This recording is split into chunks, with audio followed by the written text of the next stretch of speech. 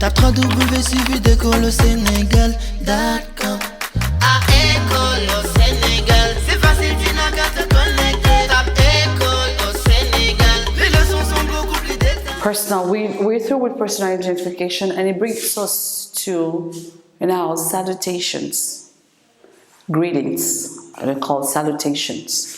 Salutations. Another word, another synonym for salutation, for greetings is salutation.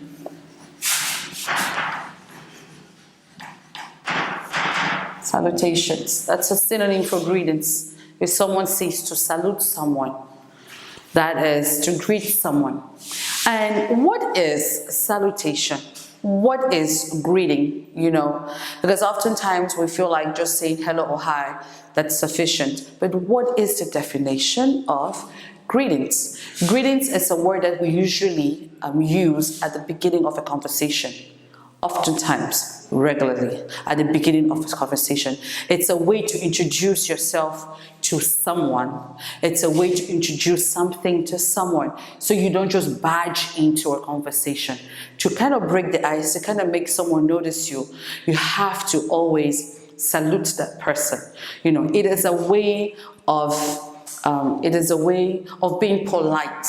It is a way of being courteous. It's a way of being nice to salute someone first, And so, what are the different salutations? We know it. We use it all the time. Hello, bonjour, salam alaikum. Those are words that we use often.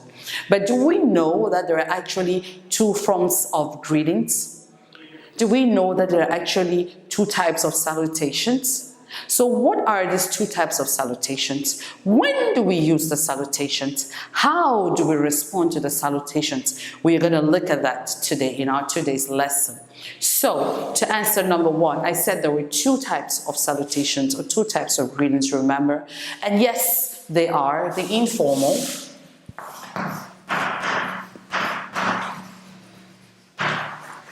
and the formal.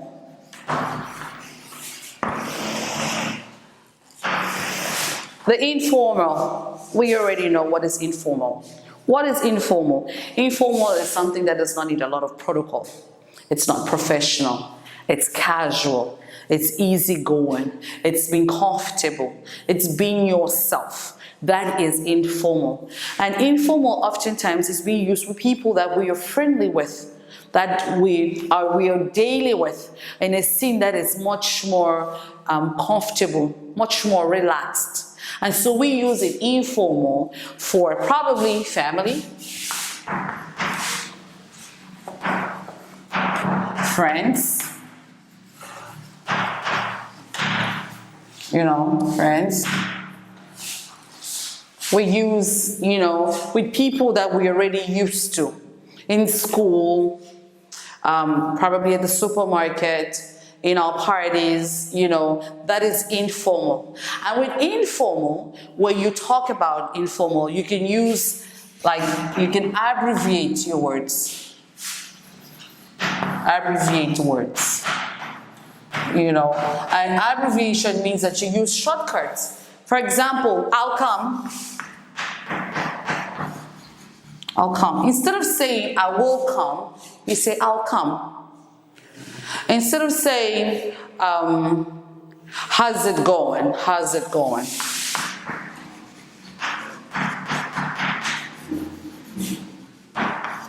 How's it going? There's a question, of course. So informal, it's much more abbreviated. They use a lot of shortcuts. They use mixed up words. That's informal. It's easygoing. And so, but what about the formal? If the informal is casual, is friendly, and easygoing, and easygoing, what about the formal? What do we know about the formal? It's unprofessional, actually.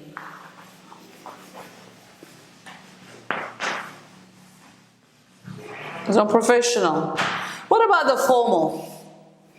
You guessed. Formal, it's more precise. It's professional. It's explicit. That is formal. The words are not abbreviated. It has to be as clear as crystal. The words cannot use shortcuts. You have to have all the punctuations. It has really to be a full sentence. That is formal. And so with formal, it's professional. It's professional. It's precise. It's precise. No shortcuts whatsoever. No shortcuts. Full sentences. Full sentences. That is formal, you know, and we use this in probably at work, you know, business partners, business partners.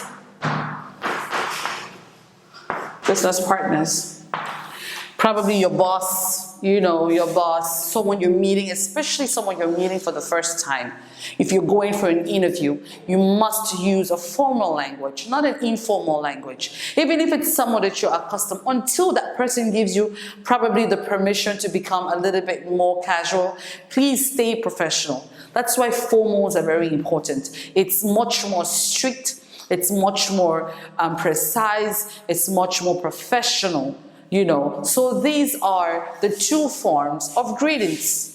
It's the same thing. It applies even for your letters. You know, when you're writing letters, there's an informal way and there's a formal way because your language remains the same, okay? If you're writing letters to your friend, to a pen pal, to your parents, to your cousins, you know, please stay, that is informal. So the language remains colloquial. The language remains simple. But if you're writing a letter, you know, to a partner, to your boss, to someone you probably never met, to someone that is probably even your colleague or so, please, you must stay formal. The language has got to stay formal. You address it as dear, as sir, cordially. There's a way you speak. There's a language that you speak that has to be a formal language. No shortcuts, okay? No abbreviations, okay? Your punctuation has got to be correct.